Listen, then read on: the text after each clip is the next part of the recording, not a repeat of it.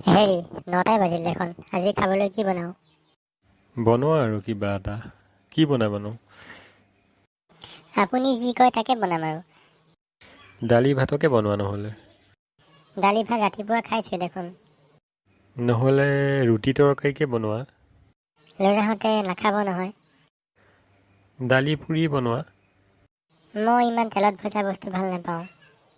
কণীৰ ভুজিয়া বনোৱা নহ'লে। আজি বৃহস্পতিবাৰ নহয়। এটা কাম কৰা, পৰঠাকে বনোৱা।